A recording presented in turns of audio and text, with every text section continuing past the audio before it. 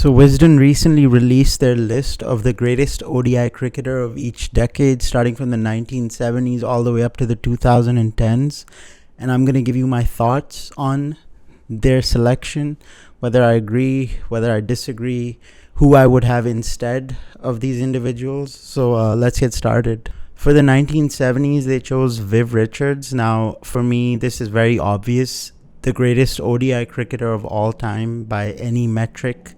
He won 2 World Cups during the 70s, 1975 first World Cup and 1979, where he was also the second highest run scorer, and he averaged over 100 in the 1979 World Cup. He was also the man of the match in the final against England. For the 1980s, they went with Kapil Dev. Now, I've seen a few people disagree with this. There's been some controversy around this, but I think I'm all right with this pick. Maybe I would have picked someone else, but I can understand why they picked him. So the main reason they picked him is because he had a strike rate of over 100 in the 80s, well above anyone else, which probably translates to a strike rate of maybe 150 now.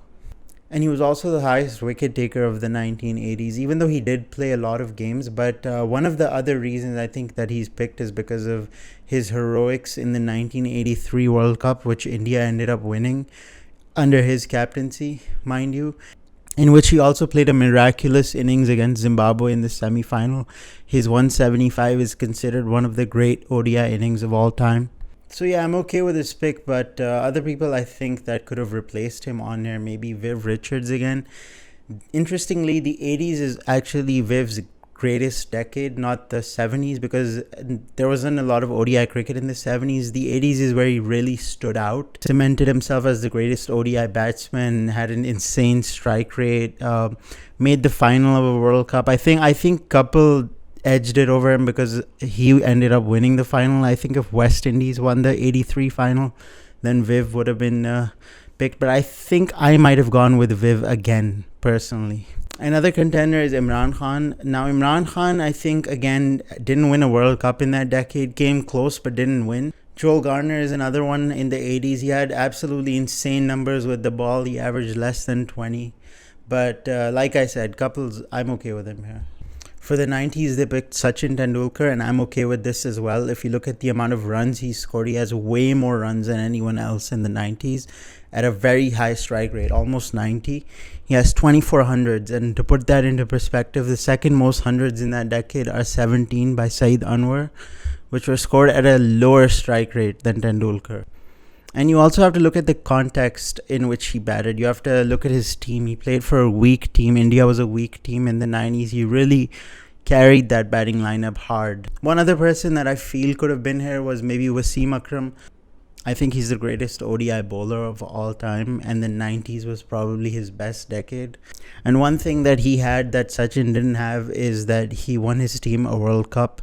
To be fair, Pakistan in the 90s was stronger than India in the 90s. So you can't really blame Sachin for not winning a World Cup. So I can see why they put him here instead of Wasim Akram. I think either one would have been fine, and Sachin deserves to be here. Now for the 2000s, this is the one I disagree with the strongest. I don't think this is right at all. They picked Muralitharan. Now I don't want to discredit him.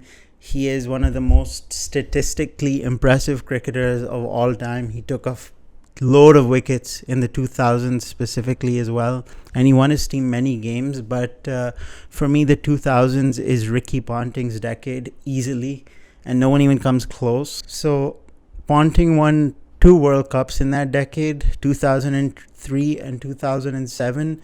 And in the 2003 final, he played one of the great ODI innings against India to win his team the World Cup. He also won 2 Champions trophies in the decade. So that's 3 World Cups, 2 Champions trophies. He was also the highest run scorer of this decade.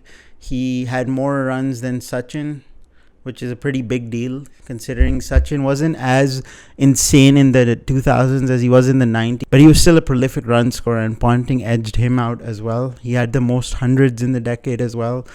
One of the ways that I feel Muralitharan could have deserved to be on this list ahead of Ponting is if he won one of the World Cups in that decade, the 2003 one or the 7 one, which honestly, against that Australian lineup is probably near impossible. But again, if he won his team the semi-final in 2003 against Australia or the final in 2007, then I think he could have deserved it, but he didn't. So I feel like Ponting definitely deserves this spot as a batsman, as a captain, just as an overall cricketer.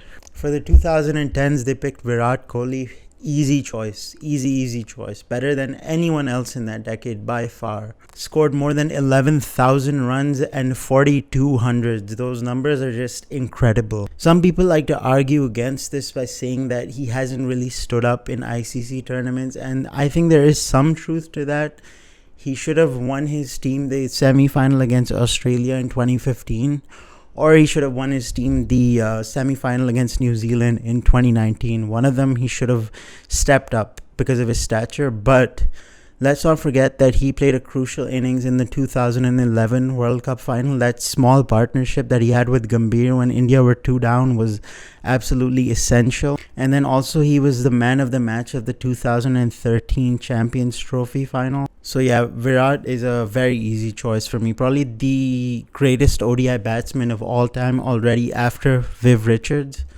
And the 2010s was easily his decade. So yeah, those are my thoughts on this list. Let me know if you agree, if you disagree. Let me know your thoughts in the comments, and I will see you next time.